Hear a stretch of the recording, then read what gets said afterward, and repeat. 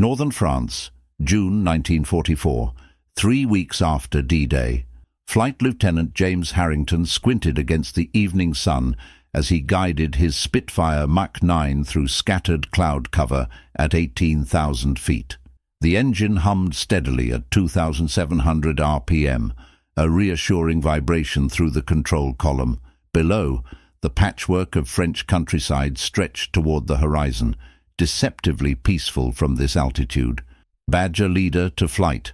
Maintain formation. Target area in 5 minutes.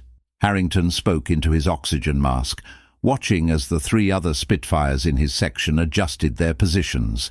Their mission was straightforward: disrupt German supply convoys moving reinforcements toward the Normandy front. The radio crackled. "Bandits, 2 o'clock high." Harrington's eyes darted upward. 4 Focke-Wulf 190s dove from above, the German fighters approaching with alarming speed. "Break right, engage," he ordered, banking his aircraft sharply. The Spitfire responded instantly, its Merlin engine roaring as he opened the throttle. The sky erupted in chaos. Tracer rounds crisscrossed through the air as the 8 aircraft maneuvered for position.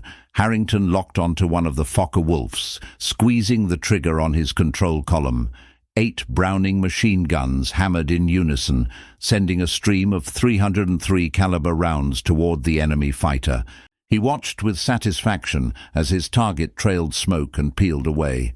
Checking his 6, Harrington banked again, searching for his next opponent.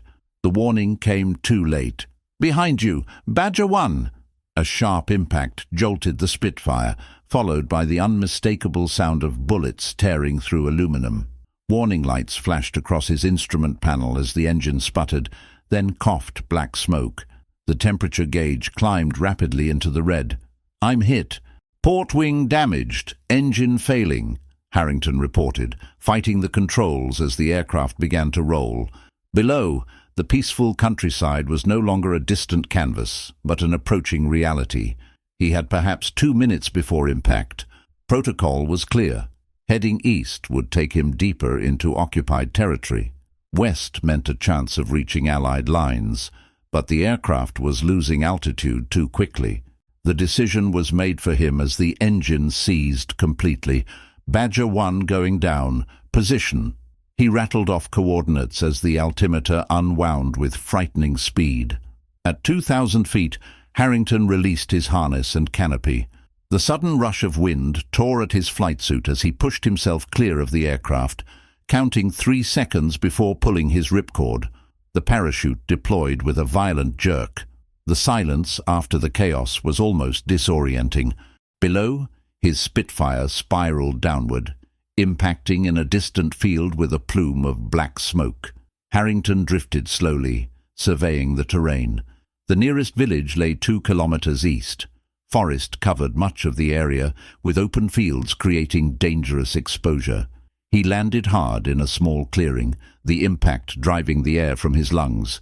Training took over as he gathered his parachute, concealing it beneath fallen branches. The evening light was fading quickly, offering some protection as he oriented himself using his emergency compass. Distant voices reached him, German, multiple speakers, moving with purpose through the trees. They had seen his descent. Harrington moved west, keeping low among the underbrush. His sidearm, a standard-issue Webley revolver, offered minimal reassurance against what sounded like a full search party. The pain in his left side, ignored during the adrenaline of the crash, now made itself known with each step. His flight jacket was wet with blood. Darkness fell completely as he reached the edge of the forest. Ahead lay an open field, beyond which stood a small farmhouse. Lights glowed in the windows. Friend or foe, he couldn't tell, but his options were narrowing. The voices behind him grew closer. 3 seconds. That's all it took to decide. Harrington broke cover, running in a crouch across the open ground. 50 meters, 40, 30. The spotlight caught him like a theater performer, freezing him in harsh white illumination. "Halt! Hände hoch!" The German command echoed across the field. Surrounded by Wehrmacht soldiers, rifles aimed at his chest, Flight Lieutenant James Harrington slowly raised his hands. The hunt was over. His war, it seemed, had ended in capture. Oberleutnant Klaus Weber watched impassively as the British pilot was escorted into the farmhouse that served as a temporary command post for his unit. The 7th Company, 352nd Infantry Division, had been tasked with securing this sector following the Allied invasion. For 3 weeks, they had been steadily pushed back from their coastal positions, and morale was deteriorating with each passing day. The captured airman stood straight despite his obvious injury.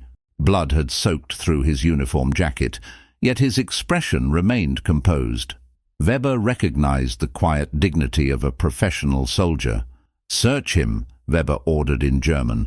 His sergeant, Feldwebel Müller, a hulking man with a perpetual scowl, roughly patted down the prisoner, removing a compass, folding knife, and identification papers.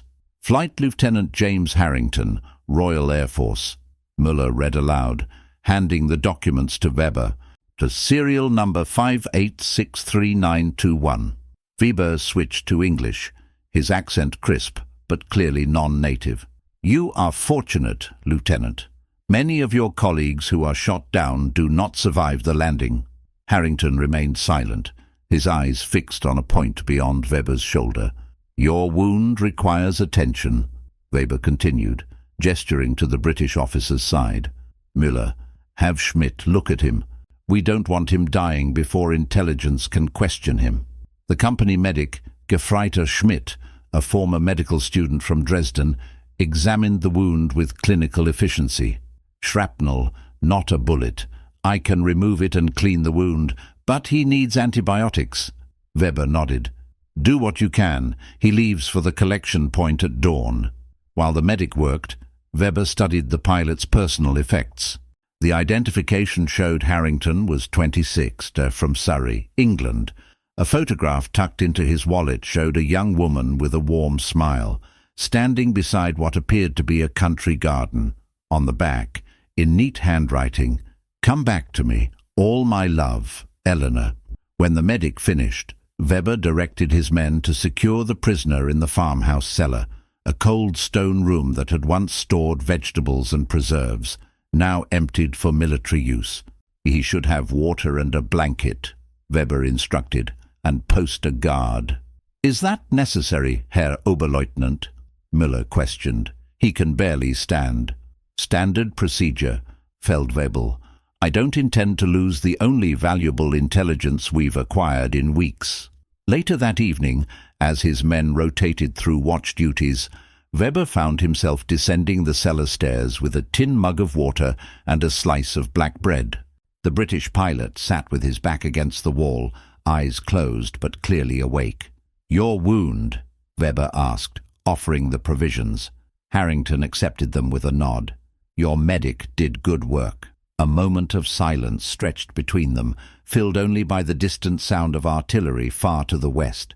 Both men recognized the sound for what it was, the front line moving steadily closer. "You should eat," Weber said finally. "Tomorrow's journey will be difficult. Where am I being taken?" "A processing camp near St. Lo, then likely to Germany." Weber settled on a wooden crate opposite the pilot. "From there I cannot say." Harrington studied his captor. "You speak excellent English." "Oxford, 1938. I was studying literature before the war." A faint smile crossed Weber's face. "Ironic, isn't it? I spent a year in your country, and now we meet like this. History has a sense of humor, I suppose." Weber's radio operator appeared at the top of the stairs. "Herr Oberleutnant, headquarters on the line. They're requesting an update on prisoner transport." Rising to leave, Weber paused. "The woman in the photograph, Eleanor, your wife?" Harrington hesitated, then nodded. "Fiancée. We were to be married last spring." "I see." Weber moved toward the stairs. "Get some rest, Lieutenant." Throughout the night, reports arrived of Allied advances along the entire sector. American armored units had broken through at 3 points, and the order came shortly before midnight. Fall back to the next defensive line, 15 kilometers east. In the small hours of the morning, Weber found himself again in the cellar. The British pilot was asleep, his breathing shallow but steady. "Wake up, Lieutenant," Weber said quietly. Harrington's eyes opened instantly, the alertness of a man accustomed to danger. "Can you walk?" Weber asked, glancing toward the stairs to ensure they were alone. "If necessary." "It is necessary." Weber placed a folded map and compass on the ground beside the pilot. "My company is withdrawing before dawn. The Americans are 8 kilometers west and advancing quickly." Understanding dawned in Harrington's eyes. "But why are you doing this?" Weber was silent for a moment. "I fought in Russia before being transferred here. I've seen enough death." He indicated the map. "Stay hidden until full light. Move west along this stream. It will lead you to a road frequently used by American patrols." The sound of trucks outside grew louder as the German unit prepared to move out. "If you're found helping me," Harrington began, "then we both have problems." Weber cut him off. "This conversation never happened, Lieutenant, for both our sakes." As Weber turned to leave, Harrington called after him softly, "Oberleutnant, thank you." Weber paused but didn't look back. "Oxford was the happiest year of my life, Lieutenant. Perhaps in another time we might have met there instead." With that, he ascended the stairs, leaving the cellar door unlocked behind him. Dawn broke cold and misty over the Norman countryside as Oberleutnant Klaus Weber supervised his company's withdrawal. Artillery echoed in the distance, the rhythmic rumble drawing steadily closer. Their convoy, 3 trucks and a commandeered civilian vehicle, was loaded with equipment, wounded men, and the accumulated detritus of a fighting unit in retreat. "Müller, are we ready?" Weber called to his sergeant, who was directing the final loading. "Yes, Herr Oberleutnant." "Just securing the radio equipment." Weber nodded, his expression betraying nothing of the turmoil within. Every instinct of training and duty told him he had committed an unforgivable breach. Releasing a prisoner without authorization was a clear violation of military law. Yet beneath the uniform and rank, something else had stirred when he saw the photograph of Eleanor, when he recognized in Harrington's eyes the same weary resignation he felt himself after 5 years of war. "Tai, where is the prisoner?" Hauptmann Richter, Weber's company commander, appeared beside him, lighting a cigarette with practiced nonchalance. A career officer from the old school, Richter viewed the war with professional detachment, neither questioning its purpose nor lamenting its cost. Weber's pulse quickened. "Sir?" "The British pilot. Is he secured for transport?" "I was about to retrieve him, Herr Hauptmann." Weber's voice remained steady despite the cold fear spreading through his chest. Richter exhaled a plume of smoke. "See to it personally. Headquarters is particularly interested in pilots from reconnaissance squadrons. Intelligence believes they may have knowledge of the next landing zones." "Of course, sir." Weber moved toward the farmhouse with measured steps, his mind racing. He had assumed the confusion of withdrawal would cover the pilot's absence until they were well away. Now, discovery was minutes away. Inside the farmhouse, Weber descended the cellar stairs, unsurprised to find it empty. Harrington had not wasted the opportunity. Returning to the main floor, Weber composed his features into a mask of controlled alarm. "The prisoner has escaped," he announced, emerging from the farmhouse. "The cellar window is broken. He must have slipped out during the night." Richter's expression darkened. "Search the immediate area. He cannot have gone far with his injuries." For 20 crucial minutes, Weber directed a hasty search of the farmhouse grounds, careful to focus attention away from the western stream he had indicated to Harrington. As expected, they found nothing. "We cannot delay any longer," Richter finally declared. "The Americans will be here within hours. The pilot is one man. The company's safety must take priority." Weber nodded with appropriate regret. "I accept full responsibility for the security failure, Herr Hauptmann. We will discuss this later." Richter replied coldly, "For now, get your men in the vehicles." As the convoy pulled away, Weber glanced back at the farmhouse, wondering if Harrington had already reached the stream or was still hiding nearby.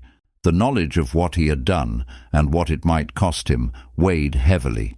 Military tribunals had ordered executions for far less during this war. They travelled east throughout the morning, joining the steady flow of German units falling back toward the Seine. At midday, they halted in a small village to refuel and receive updated orders. Weber used the opportunity to check on his wounded, ensuring they had water and that their bandages remained clean. Gefreiter Schmidt, the medic, approached him as he finished his rounds. "Herr Oberleutnant, may I speak with you privately?" Weber followed the medic behind one of the trucks, out of earshot from the rest of the company. "The British pilot's dressings and a vial of morphine are missing from my kit," Schmidt said quietly. "I noticed after we departed this morning." Weber stared at the young medic, searching his face for accusation. "So, are you reporting this officially?" Schmidt held his gaze steadily. "I'm reporting inventory discrepancies, and sir." "For the record," a pause. "My father was at Verdun in the last war. He said there were moments when he chose to be a human before a soldier. I've never understood what he meant until recently. Understanding passed between them. Thank you for the information, Gefreiter. I'll make note of the supply shortage in my report." The convoy resumed its eastward journey, but at the next crossroads they encountered a roadblock, not from Allied forces, but from their own military police. Two field gendarmes in their distinctive gorgets stood beside a motorcycle combination, checking papers of all passing vehicles. "Routine security check, Herr Oberleutnant," one of the gendarmes explained as he approached Weber's vehicle. "We're searching for deserters and escaped prisoners. May I see your orders and personnel manifest?" Weber provided the requested documents while maintaining a calm exterior. "We're withdrawing to defensive positions as directed by division headquarters." The gendarme scanned the papers, then looked up with renewed interest. "It says here you had an Allied airman in custody. Where is he?" "Escaped during the night before our departure," Weber replied evenly. "I've noted the details in my report to headquarters." The gendarme's eyes narrowed. "Interesting. We received a communication just 1 hour ago about a British pilot. Specifically, we were told to be on alert for any unit claiming to have lost such a prisoner." Weber's blood ran cold, but his expression revealed nothing. "I don't understand." "Intelligence intercepted a radio transmission this morning. American patrols reported recovering a downed RAF pilot who claimed to have escaped German custody." The gendarmes studied Weber's face. They seemed particularly interested in how he managed this feat. "As I said, he broke out through the cellar window. My report details the security failure." "I'm sure it does, Herr Oberleutnant." The gendarme made a note in his logbook. "You and your company commander are ordered to report to division security upon arrival at your new position. They will want a complete debriefing." As the convoy was waved through, Weber sat rigidly in his seat, staring straight ahead. The machinery of military justice had begun to turn. Somewhere to the west, Harrington was likely already back with his unit, perhaps already flying again. And here, with each kilometre eastward, Weber drew closer to a reckoning. That evening, as they established a temporary position in a small town already crowded with retreating units, Hauptmann Richter summoned Weber to the command post set up in the town's administrative building. "The field gendarmes radioed ahead," Richter said without preamble. "Security officers will arrive tomorrow morning for a formal investigation." Weber stood at attention. "I understand, Herr Hauptmann." Richter studied him for a long moment. 5 years we've served together, Weber, from Poland to Russia, and now here. Not once have I questioned your competence or loyalty." He leaned forward. "So tell me, what really happened with the pilot?" The question hung in the air between them, an opportunity for confession, perhaps even understanding. Yet Weber recognized it might equally be a test, a commander offering his subordinate enough rope to hang himself. "As I reported, sir, security was inadequate. The prisoner escaped through the cellar window during the night." Richter's expression hardened. "Very well. That will be all, Oberleutnant. As Weber turned to leave, Richter added quietly, "Whatever happens tomorrow, remember that actions have consequences, not just for you." The implicit threat was clear. Weber's decision could bring scrutiny upon the entire company, perhaps even Richter himself for failing to supervise his officer properly. That night, alone in the corner of a crowded billet, Weber removed from his pocket the photograph he had taken from Harrington's personal effects, the image of Eleanor in her garden. He had kept it, though he couldn't explain exactly why. Perhaps as evidence of his own humanity, a reminder that even in war there remained choices. He thought of Harrington, likely already debriefed by intelligence officers, recounting his capture and miraculous escape. Had the British pilot mentioned the German officer who spoke Oxford English and quietly opened a cellar door? Or had he recognized the danger such information would place upon his former captor? Tomorrow would bring the security officers, their questions, and eventually their judgment. Weber carefully placed the photograph inside his copy of Goethe's Faust, which he carried in his pack, a relic of his student days. The irony of the choice did not escape him. A story of a man who makes a deal with darker forces, sacrificing his future for a moment of humanity. Outside, artillery fire resumed in the distance. The Americans were still coming. Time was running out for many things. The security officers arrived precisely at 800 hours, 2 Gestapo men in long leather coats, accompanied by an SS Sturmbannführer. Their black Mercedes staff car, conspicuous among the mud-spattered military vehicles, drew stares from Weber's soldiers as it pulled up to the command post. Weber had spent a sleepless night considering his options. Escape was technically possible, the front lines were fluid, and in the chaos of retreat, a single officer might slip away unnoticed. Yet such an action would only confirm guilt and potentially bring reprisals against his men. Denial seemed the only viable course, regardless of evidence. Hauptmann Richter conducted the introductions with formal correctness. Oberleutnant Weber, this is Sturmbannführer Keller from Division Security and his associates from the Field Security Police. Keller was tall and thin, with the precise movements of a man accustomed to authority. His eyes, pale blue and calculating, assessed Weber with clinical detachment. "Oberleutnant, will speak privately," Keller announced, dismissing the others with a casual wave. Alone in what had once been the mayor's office, Keller placed a folder on the desk and opened it methodically. "Your service record is exemplary. Eastern Front, Iron Cross Second Class, wounded twice, commendation from your regimental commander at Kharkov." He glanced up. A valuable officer. Weber remained silent. "Which makes this situation all the more regrettable," Keller continued. "A British pilot escapes from your custody, then miraculously reaches American lines despite injuries and unfamiliar territory." His tone hardened. Intelligence reports he carried a detailed map showing German positions in this sector. Would you care to explain how he acquired such information? "I have submitted my report on the security failure," Weber responded evenly. "The prisoner was searched thoroughly. Any map he possessed must have been concealed." Keller's smile didn't reach his eyes. "Indeed, yet other details trouble me. The Americans report the pilot was treated for his wounds with German medical supplies. He even had morphine of the type issued to Wehrmacht units. Our medic treated his injuries, as required by the Geneva Convention. Commendable adherence to international law," Keller remarked dryly. "Tell me, did your time at Oxford make you particularly sympathetic to the English?"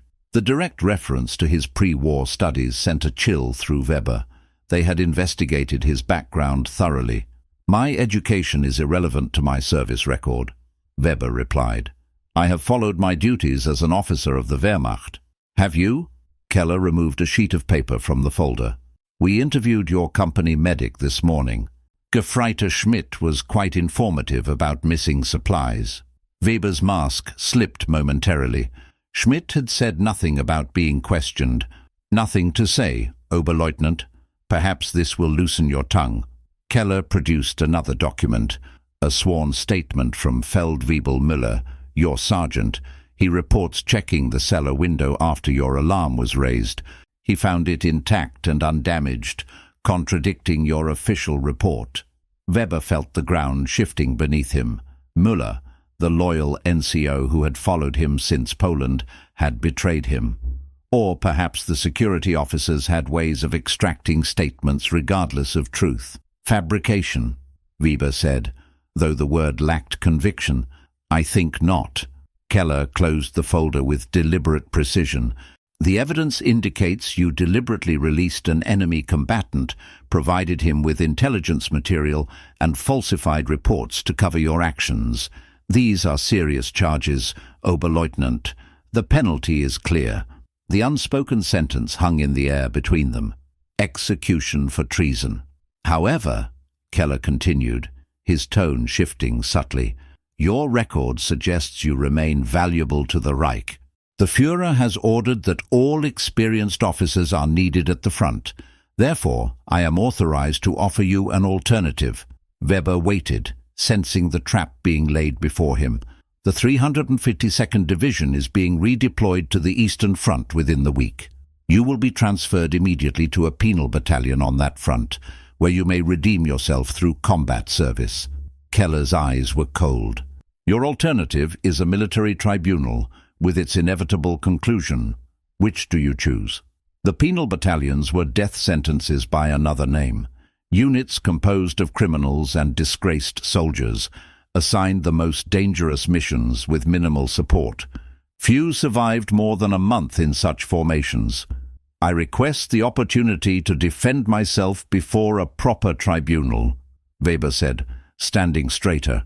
Keller's expression registered surprise. You prefer a firing squad to a chance at redemption. I prefer justice to a slow execution, Weber replied. If I am to be charged, let it be done properly. A knock at the door interrupted them. One of the Gestapo officers entered without waiting for a response.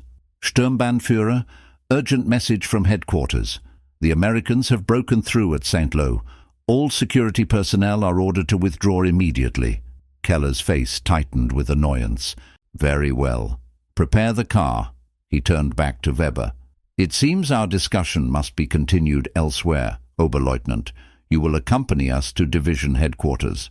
Sir, the Gestapo officer interjected, the roads east are already congested with retreating units. The staff car won't make it through with a prisoner. Keller considered this information, clearly calculating the risks. Then we shall have to improvise, he said finally. Turning to Weber, he added, you have until tomorrow morning to report to division headquarters voluntarily. Fail to appear, and you will be shot on sight. Is that understood? Perfectly, Sturmbannführer. After the security team departed, Weber found himself alone in the office, facing an impossible choice. Reporting to headquarters meant certain death, whether by tribunal or penal battalion. Not reporting meant becoming a deserter, hunted by his own side, even as Allied forces advanced from the west. Outside, the sounds of preparation for yet another withdrawal filled the air.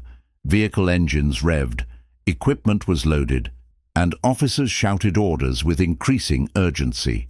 The Americans were indeed coming, perhaps faster than anyone had anticipated. Weber found Hauptmann Richter supervising the evacuation of the command post. Herr Hauptmann, I must speak with you. Weber's voice betrayed none of the turmoil within. Richter dismissed his adjutant before turning to Weber. The security officers informed me of their findings. I warned you there would be consequences. Weber, yes, sir. I've been ordered to report to division headquarters. Then you should prepare to depart. Richter's tone was flat, professional. Sir, I believe Feldwebel Müller provided false testimony against me. Richter's expression remained impassive. Did he, or did he simply tell the truth when questioned? The distinction matters little now. A moment of silence stretched between them, filled only by the distant sound of artillery and the immediate chaos of withdrawal. 5 years, Oberleutnant, Richter said finally. 5 years of exemplary service, ended because you chose to help an enemy pilot. Was it worth it? Weber met his commander's gaze directly. I don't know yet, Herr Hauptmann. Richter checked his watch. The company moves out in 30 minutes. I expect all officers to be with their platoons. He paused, then added quietly, Division headquarters is 15 kilometers east. The Americans are advancing from the west and south. A man with knowledge of the terrain might find other directions available to him. With that cryptic statement, Richter turned away, resuming his duties as if the conversation had never happened. By midday, the situation had deteriorated further. Reports arrived of American armored units approaching from multiple directions, threatening to encircle their position. The ordered withdrawal became increasingly urgent, bordering on a rout. In the confusion, Weber found Gefreiter Schmidt distributing medical supplies among the wounded loaded onto the lead truck. You spoke to the security officers, Weber said without preamble. Schmidt's young face paled. They gave me no choice, Herr Oberleutnant. They knew about the missing supplies before they questioned me. And Müller. Did they know about the window before speaking with him? I don't know. Schmidt hesitated, then added in a lower voice. But Feldwebel Müller has been acting strangely since we left the farmhouse. He received a letter at our last position that seemed to upset him greatly. This new information settled in Weber's mind, adding another piece to the puzzle. Müller, the stalwart sergeant, suddenly cooperating with security officers. A letter from home with troubling news. The pieces connected slowly. Thank you, Gefreiter. Continue your preparations. As the company formed up for departure, Weber observed Müller directing the loading of the last vehicle. The sergeant's face was drawn, his usual authoritative manner subdued. Feldwebel, a moment, Weber called, drawing him aside. Müller's eyes wouldn't meet his. Herr Oberleutnant, you told the security officers the cellar window was intact, Weber said quietly. Why? A muscle twitched in Müller's jaw. I reported what I saw. Did you? Or did you report what secured your family's safety? Müller's head snapped up, his expression confirming Weber's suspicion. They showed me a letter from my wife, he said, voice barely audible. She wrote that men had visited our home in Dresden. They asked questions about me, about my loyalty. They mentioned our children by name. His weathered face crumpled slightly. What would you have done, Herr Oberleutnant? Weber placed a hand on the sergeant's shoulder. The same, I expect. Return to your duties, Feldwebel. As the convoy prepared to move out, Weber made his decision. He approached Hauptmann Richter one final time. Herr Hauptmann, I request permission to command the rear guard. Someone must ensure the wounded are safely evacuated before the Americans arrive. Richter studied him for a long moment. Granted, Oberleutnant. Select 10 men. Hold this position as long as practical, then withdraw along this route. He handed Weber a map with a marked path. The company will wait for you at checkpoint Bravo until 1800 hours. Both men knew the rear guard would likely be captured or killed before reaching the checkpoint. Understood, Herr Hauptmann. Weber saluted crisply. Richter returned the salute. Good luck, Klaus. The use of his given name, the first time in 5 years of service, said everything that remained unspoken between them. As the company departed, Weber assembled his small rear guard and established defensive positions around the town square. The men worked with grim efficiency, recognizing the nature of their assignment without needing it spelled out. By mid-afternoon, the sound of approaching American vehicles was unmistakable. Weber gathered his men. Well, you've done your duty, he told them simply. The company is safely away. Now you have new orders. Withdraw immediately along this route. With luck, you'll reach our lines by nightfall. One of the men, a veteran corporal named Bauer, frowned. And you, Herr Oberleutnant? I'll cover your withdrawal, then follow. The lie came easily. The men exchanged glances but didn't argue. They had seen too much of war to question a chance at survival. As they moved out, Weber remained alone in the town square, his decision made. Neither east to certain execution, nor west to surrender. There was, perhaps, another way, one that offered neither redemption nor escape, but something else entirely, a choice made freely, according to his own conscience. In the distance, the first American tanks appeared around the bend in the road. Royal Air Force Station, Tangmere, Sussex, England, July 1944. Flight Lieutenant James Harrington sat at the edge of his bunk, staring at the blank sheet of paper before him. After 3 weeks of debriefings, medical examinations, and mandatory leave, he had been cleared to return to operational status. Tomorrow, he would rejoin his squadron. Yet this task, one he had postponed repeatedly, could not be delayed any longer. How does one write a letter that may never reach its recipient? The door to the barracks opened, admitting Flight Lieutenant Peter Donovan, Harrington's oldest friend in the squadron and the only person who knew the full truth of what had happened in France. "Still working on it?" Donovan asked, nodding toward the empty page. "Trying to find the right words." "There aren't any right words for this, James." Donovan sat on the adjacent bunk. "And even if you find them, the chances of the letter reaching a German officer on the Eastern Front—" "I know the odds," Harrington interrupted. "I still have to try." After his return to Allied lines, a journey made possible only by Weber's map and the medical supplies that had kept him alive, Harrington had faced intense questioning from intelligence officers. They wanted every detail about his captors, their unit designations, equipment and morale. Most importantly, they wanted to know how he had escaped. Harrington had told them a carefully constructed version: a broken cellar window, a guard who fell asleep, a fortuitous discovery of medical supplies in an abandoned aid station. The intelligence officers seemed satisfied, particularly when his information about German defensive positions proved accurate. What he omitted was the truth: the German officer who had risked everything to release him, the quiet conversation in Oxford-accented English, the deliberate provision of the map and compass. Such details would serve no military purpose, but might well sign Weber's death warrant if the information somehow crossed lines. Only Donovan, who had found Harrington collapsed beside a hedgerow and brought him to an American field hospital, knew the complete story. And now, as Harrington struggled with this impossible letter, Donovan watched with sympathetic understanding. The Red Cross might be able to forward correspondence to prisoners of war, Donovan suggested, if he's been captured rather than— The unfinished sentence hung in the air. Both men knew the likely fate of a German officer who had released an Allied prisoner. "I've made inquiries," Harrington said. "Without knowing if he's a prisoner, or even if he's still alive, the channels are limited." "Then why write at all?" Harrington looked up, his expression resolute. "Because I made him a promise. When he unlocked that cellar door, I told him I'd find a way to repay the debt. I don't break promises, Peter." With renewed determination, Harrington began to write.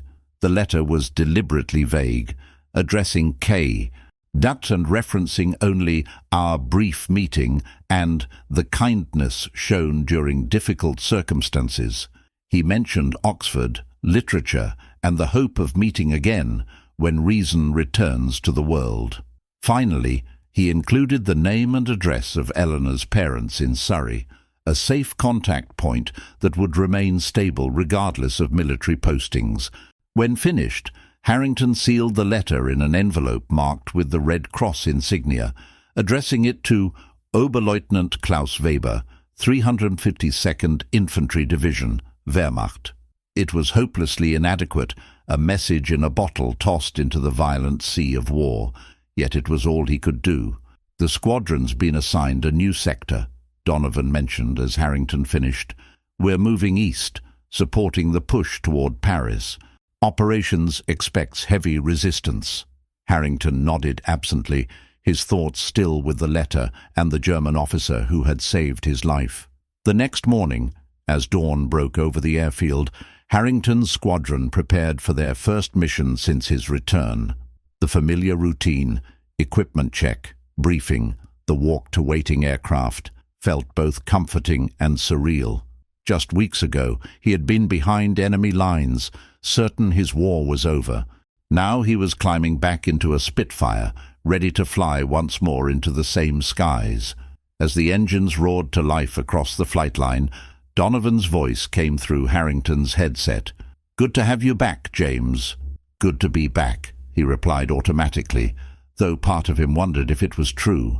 Something had changed during those days in France, not just the physical wound that still ached in his side, but something deeper, a perspective that made the clean divisions of war, enemy and ally, right and wrong, suddenly complex and uncertain.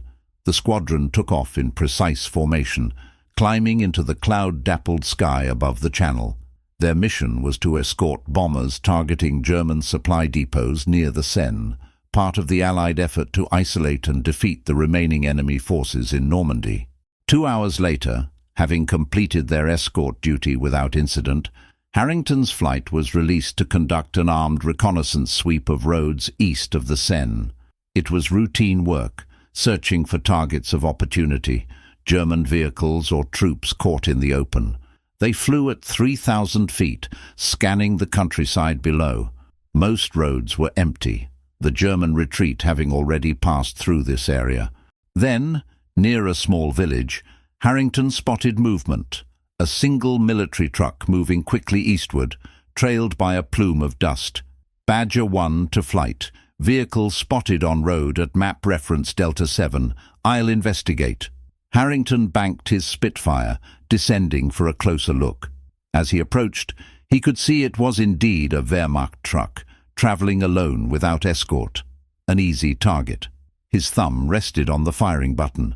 Standard procedure was clear: destroy any enemy transport. Yet he hesitated, thinking of Weber and the choice the German officer had made when faced with an enemy at his mercy. "Badger 1, you're cleared to engage," Donovan's voice prompted over the radio.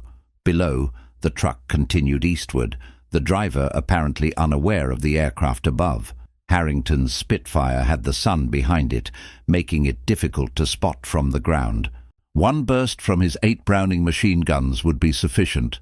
The truck would burn, its occupants, soldiers like Weber, following orders, fighting for a cause they might not even believe in, would die. Another small victory in the larger campaign. "Badger 1, do you copy? You're cleared to engage." Harrington made his decision. "Negative. Badger 2. Target appears to be a medical transport. Red cross markings visible on roof." The lie came smoothly. Returning to formation, he pulled up, banking away from the truck and rejoining his flight at higher altitude. Below, the vehicle continued unharmed, its driver never knowing how close death had come. "Medical transport." Donovan's voice held a note of skepticism. "Didn't see any markings from my position." "Sun angle," Harrington replied shortly. "Confirmed on my pass." The matter wasn't raised again, though Harrington sensed Donovan's understanding. Some debts could only be repaid indirectly, passed forward to others wearing the same uniform as one's benefactor. That evening, after debriefing, Harrington visited the base postal office and submitted his letter to Weber through the Red Cross channels. The clerk, a WWII sergeant who had processed thousands of such communications, accepted it without comment, adding it to a pile destined for the diplomatic pouch. Any chance of it reaching him?" Harrington couldn't help asking. The sergeant looked up, her expression professional but kind. "Depends on a lot of factors, sir. Where he is, whether he's still with his unit, if the Germans accept delivery." She paused. "But we've had successes with more difficult cases. The Red Cross does good work." "Thank you, Sergeant." As Harrington turned to leave, she added, "Someone important to you, sir." He considered the question. "Someone who showed me that humanity can survive even in war. Someone I owe a debt to." Outside, the summer evening was warm, the sky still light despite the late hour. Across the airfield, ground crews prepared aircraft for the next day's operations, the war machine continuing its relentless rhythm. Yet for Harrington, something had shifted, a personal recalibration that would remain long after the conflict ended. His letter to Weber might never arrive. The German officer might already be dead, executed for his act of compassion. But the choice Weber had made, to see beyond uniform and nationality to the shared humanity beneath, had created a ripple that extended beyond their brief encounter. It had changed Harrington's understanding of his enemy, of the war, and perhaps most importantly, of himself. Tomorrow would bring another mission, another opportunity to kill or be killed in the name of victory. But today he had chosen mercy over efficiency, conscience over duty, just as Weber had done in that farmhouse cellar. Perhaps that was how debts like these were truly repaid, not directly, but through choices that honored the original act of courage, a chain of human decency preserved amid the machinery of war. Berlin, October 1954. The Kurfürstendamm bustled with activity, a far cry from the ruins that had dominated the city 9 years earlier. Reconstruction continued throughout the divided capital, but here in the western sectors, life had regained a semblance of normalcy.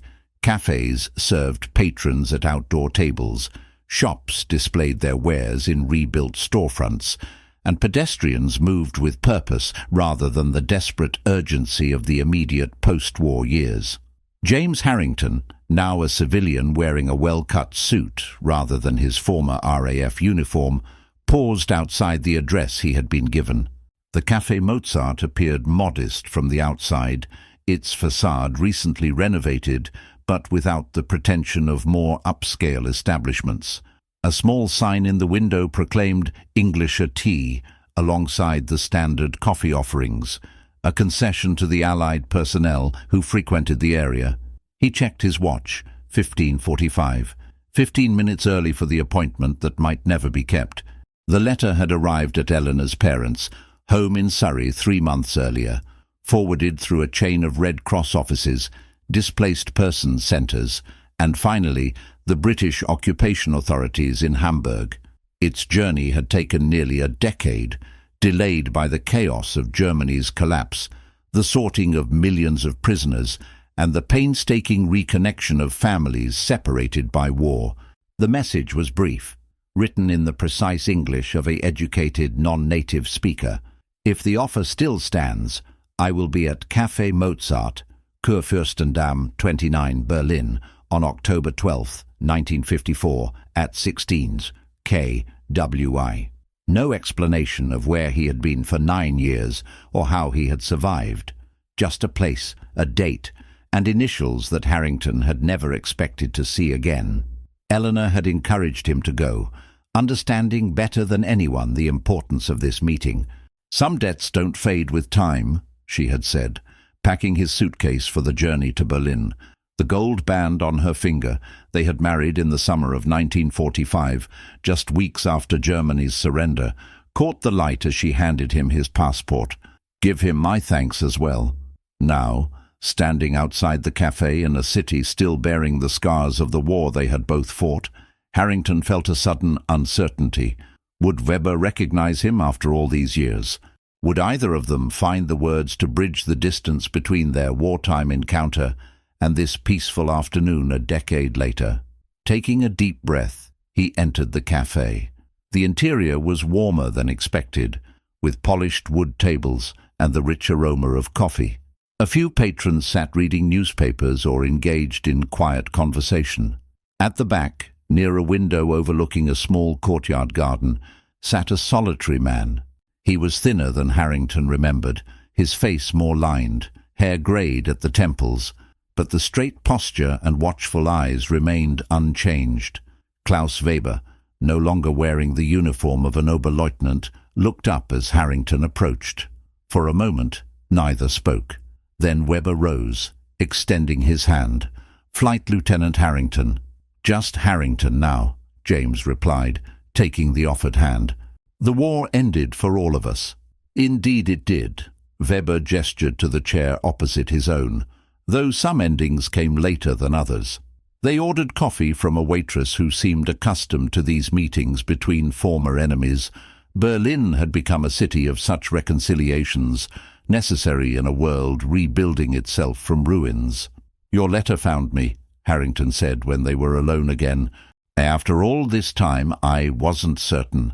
"That I was alive?" Weber finished with a faint smile. "There were many times when I shared that uncertainty." The coffee arrived, giving both men a moment to gather their thoughts. Harrington noticed a slight tremor in Weber's right hand as he lifted his cup. An injury, or perhaps the lingering effect of what had happened after their paths diverged in Normandy. "I owe you an explanation," Weber said finally, and an apology for the delayed response to your letter. It only reached me last year, after I was officially cleared by the denazification tribunals and allowed to register with the authorities. "There's no need to apologize," Harrington assured him. "I'm just glad to know you survived. After you let me go, I feared the worst." Weber's expression grew distant. "Your fear was not unfounded. The security officers came the very next day, with evidence of what I had done." He paused. "They offered me the choice between a tribunal or transfer to a penal battalion on the Eastern Front. A death sentence either way," Harrington observed quietly. "So it seemed."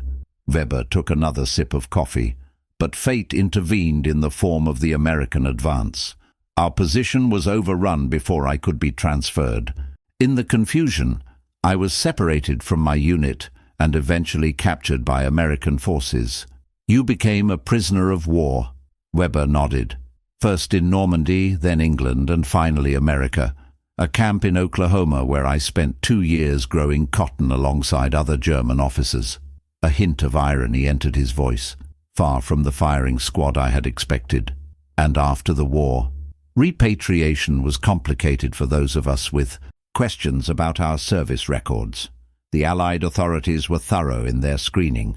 I was held until 1948, then returned to Germany to face the denazification process." Weber gestured vaguely toward the window, indicating the divided city beyond. "I found my country transformed, my home in Dresden now behind the Soviet zone, my pre-war academic career impossible to resume." Harrington listened with growing understanding of how different their post-war paths had been. While he had returned to England, married Eleanor, and built a peaceful life as an architectural engineer, Weber had endured years of captivity and displacement. "And now?" he asked. "Now I manage this cafe," Weber replied with a small smile. "A modest establishment, but mine. Literature has become a hobby rather than a profession, though I host a reading group for university students on Thursday evenings. Oxford literature, among others. The classics endure, even after empires fall." The conversation shifted, becoming easier as they found common ground in their shared experiences and interests. Weber asked about Eleanor, expressing genuine pleasure at hearing of Harrington's marriage and the 2 children who had followed. Harrington, in turn, learned that Weber had reconnected with a former colleague from his university days, a woman named Margaret, who taught at the Free University of Berlin. Neither man directly addressed the act that had connected their lives, Weber's decision to release his prisoner that night in Normandy. Yet it formed the foundation of their conversation, an unspoken acknowledgement of humanity recognized across enemy lines. As afternoon faded toward evening, Weber finally asked the question that perhaps had waited 10 years for an answer. "Why did you try to find me after all that happened?" Most men would have considered any debt settled by the circumstances. Harrington considered his response carefully. "During the war, I flew 67 combat missions. I dropped bombs, strafed columns, shot down enemy aircraft. I followed orders and did my duty, as did millions of others on both sides." He paused. "But in that farmhouse cellar, you did something different. You chose to see me as a man rather than an enemy, to act according to your own moral compass rather than orders. That choice, it changed something in me." "How so?" Weber asked quietly. "On my first mission after returning to my squadron, I encountered a German truck, a single vehicle, easy target. I had clear authorization to destroy it." Harrington met Weber's gaze. "I reported it as a medical transport and let it go. The men inside never knew how close they came to death that day. Understanding passed between them. A small repayment, Harrington continued, for what you risked, but it felt right. After that, I flew my missions, did what was necessary, but I carried with me the awareness that every target was more than just an objective. They were men like you, capable of the same humanity you had shown. Weber nodded slowly. Perhaps that is the only worthy legacy of war, not victory or defeat, but the moments when we remember our shared humanity despite the divisions forced upon us. They parted as evening settled over Berlin, exchanging addresses with the promise to maintain contact. Outside the cafe, as they prepared to go their separate ways, Weber hesitated. "I kept something of yours," he said, reaching into his jacket pocket. He withdrew a faded photograph, Eleanor in her garden, the image that had first stirred his conscience in that Norman farmhouse. "I thought you might want it back." Harrington looked at the weathered photograph, then gently pressed it back into Weber's hand. "Keep it, as a reminder that your choice that night mattered, that it allowed me to return to her, to have the family we dreamed of." "Thank you," Weber said simply, carefully returning the photograph to his pocket. As they shook hands one final time, Harrington felt the completion of a circle that had begun 10 years earlier. Whatever debt had existed between them was settled now, replaced by something rarer and more valuable, understanding across the artificial divides of conflict. In the official histories of the war, their encounter would never merit mention, a footnote too small to record amid the grand strategies and massive battles that determined the course of nations. Yet in the personal history that each man carried within himself, it remained pivotal, a moment when choice superseded duty and humanity transcended uniform. The evening traffic on the Kurfürstendamm flowed around them as they parted, two former enemies now connected by something stronger than the forces that had once set them against each other. Behind them, the lights of Café Mozart glowed warm against the gathering dusk, a small beacon of civilization rebuilt from the rubble of conflict. Military Intelligence Service File, AFE 7729, Addendum to Debriefing Report, Flight Lieutenant James Harrington, RAF 242 Squadron, July 11, 1944. Subject maintains minimal contact with German captors during his brief imprisonment. Escape facilitated by security oversight at temporary German command post during unit withdrawal. Subject's detailed knowledge of German positions attributed to observation during escape. No evidence of collaboration or unauthorized communication with enemy personnel. Case closed.